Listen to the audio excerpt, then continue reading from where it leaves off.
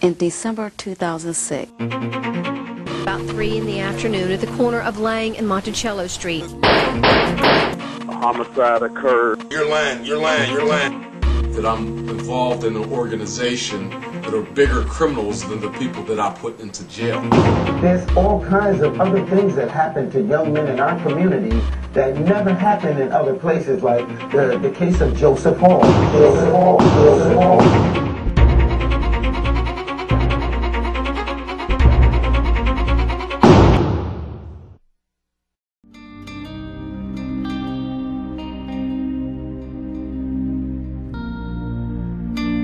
I got a phone call while I was at work.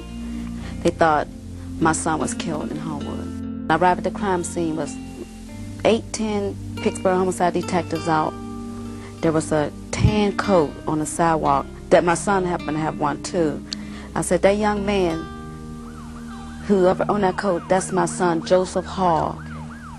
Where did y'all take him to? They said, UPMC. Your key witness, your star witness, Alan Struthers, who was in the area earlier, got a phone call and was told that they were saying that his car was used in this homicide. Actually, Pittsburgh homicide detectives met up with him at the headquarters and was asking him. There was a mother by the name of Cecilia Coleman at the crime scene saying that was her son, Joseph Hall. Do you know Joseph Hall? And it just so happened that he was actually a friend of Ms. Coleman's son. He used that information, compile a photo array of her son, and made him a suspect. Detective Fishers and Myers, those are the ones that was reviewing me in the room. This is my first time even being in a police station. I never got in trouble. Basically, they was threatening me, and that's when I was crying in there and everything. I did not know what to do. Alan Struthers stated that Joseph Hall was not in this vehicle. And when I was actually saying I don't know, or no, we ain't do this, we ain't do that, whoa, oh, you're lying, you're lying, you're lying, sir. So we're gonna have to arrest you right now for life. So what could I do, wrong or right?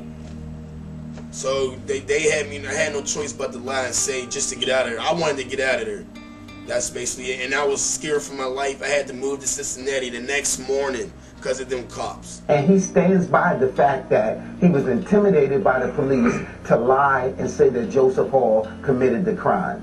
He stated the only reason why he made those remarks and said the things that he did on audio tapes because he was coerced, threatened, intimidated, bullied by Pittsburgh homicide detectives, which myself, knowing and sitting in on some of interviews of different detectives, I know it occurs. Had no physical evidence, no forensic evidence.